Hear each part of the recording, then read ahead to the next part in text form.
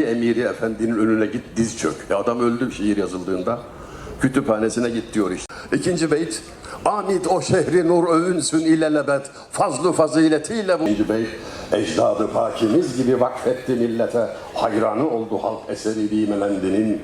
Efendim İstanbul Valiliğimiz himayelerinde yürütülen, şehrimize okuma kültürünü nakış nakış işleyen, Ben Okuyorum İstanbul Okuyor projesi kapsamında düzenlediğimiz İstanbul Valiliği Küçükçekmece Kitap Fuarı'nın açılış programına.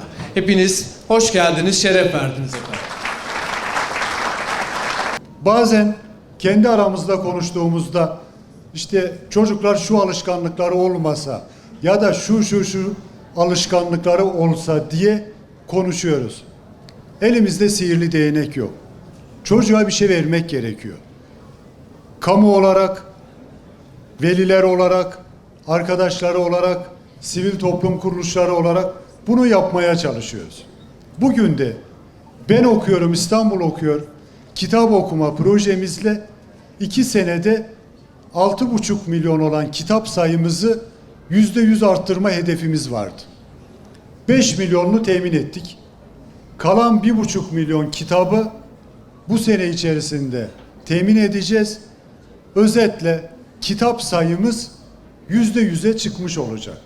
Bu yeterli mi? Elbette yeterli değil. Kitabın olması kıymetli, kitabın okunması daha kıymetli. İşte burada öğretmenlerimizle birlikte velilerimizin her akşam kitap okumasını telkin ediyoruz, tavsiye ediyoruz ve bunu istiyoruz.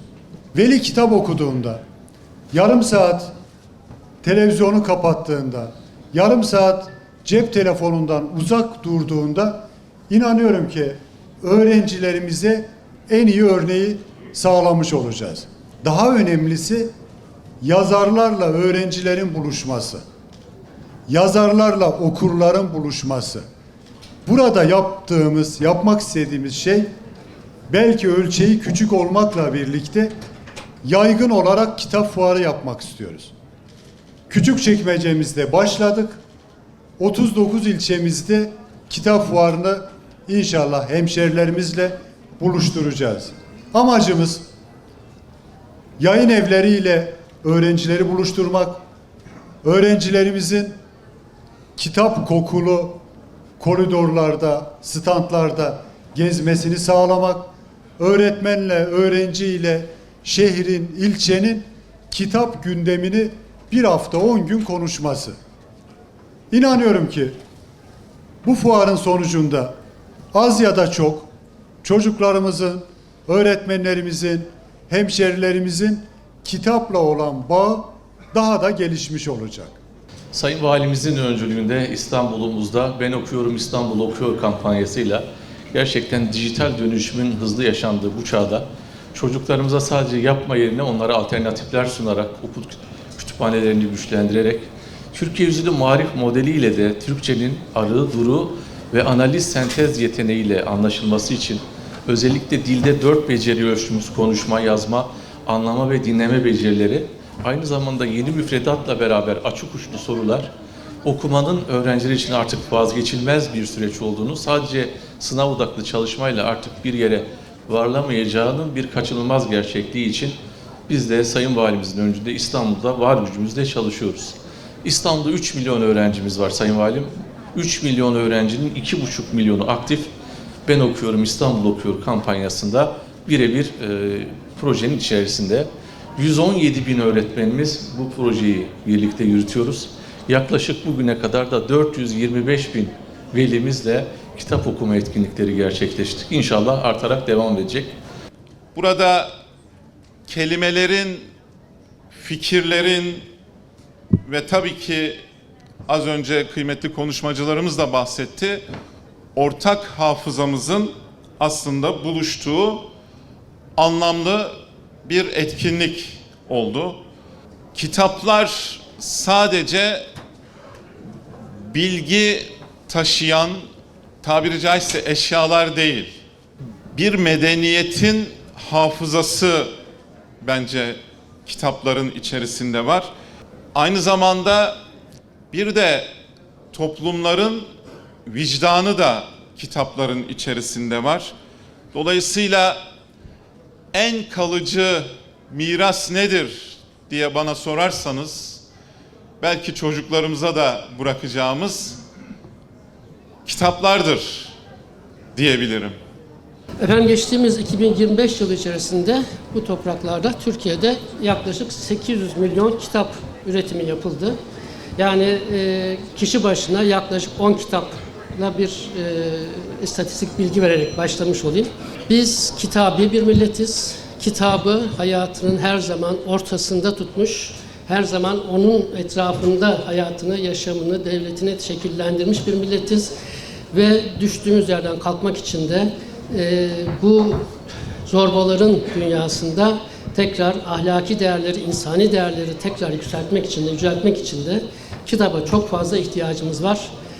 Önümüzdeki dönem, içinde bulunduğumuz dönem bir yapay zeka dönemi. Yapay zeka bize sen düşünme, ben düşünürüm, sen araştırma, ben araştırırım, sen okuma, ben hallederim diyen bir yapay zeka. Yapay zekaya köle mi olacağız? Yapay zekayı bir araç olarak kullanıp kalkınmaya, ilerlemeye mi yapacağız? Önümüzde ciddi bir ayrım var. Kitap fuarları yayıncılar için de, okurlarımız için de son derece değerli etkinlikler. Bir yayıncının bütün kitaplarını sergileyebildiği, okuruyla buluşup onun direkt talebini alabildiği etkinlikler bu nedenle çok kıymetli. Bismillahirrahmanirrahim. Bismillahirrahmanirrahim. Elhamdülillahi Rabbil alemin. Salatu vesselamu ala Resulina Muhammedin ve ala alihi ve sahbihi ecmain. Allahümme eftah aleyna ebâbe rahmetik. Allahümme eftah aleyna ebâbe fadlik. Ya Rabbel alemin, şu anda İstanbul Valiliğimizin himayelerinde Küçükçekmece Kitap Fuarı'nın açılışı için, hayırlı iş için şurada ellerimizi sana açtık. Senden diliyoruz. Dualarımızı kabul eyle ya Rabbi. Fikri planlamasından ikmaline kadar emeği geçenleri, maddi ve manevi katkılarıyla bu fuarın açılışına vesile olan tüm büyüklerimizi, kardeşlerimizin amellerini makbul eyle. Razı olduğun kullarının arasına ilhak eyle ya Rabbi. Ya Rabbi, sen gönderdiğin kitabın ilk ayetinde okumayı emrettin. Kalemle yazmayı, bilmediklerimizi bize öğrettiğini bildirdin. Senin emrine uyarak okumayı, kalemle yazmayı, hikmetin peşinde koşmayı bizlere nasip eyle ya Rabbi. Evlatlarımızı eli kalem tutan, eli kitap tutan nesiller olarak yetiştirebilmeyi bizlere nasip eyle ya Rabbi. Ya Rabbi, bizi ve insanlığı karanlıktan aydınlığa çıkarmak için gönderdiğin kitabı, yani Kur'an-ı Kerim'i anlamayı, okumayı ve bütün kitapları da o kitabı anlamak için okumayı bizlere nasip eyle. Evet, hayırlı uğurlu olsun. Ya Allah bismillah.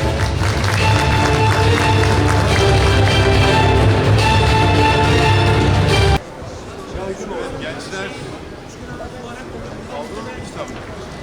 Hangisi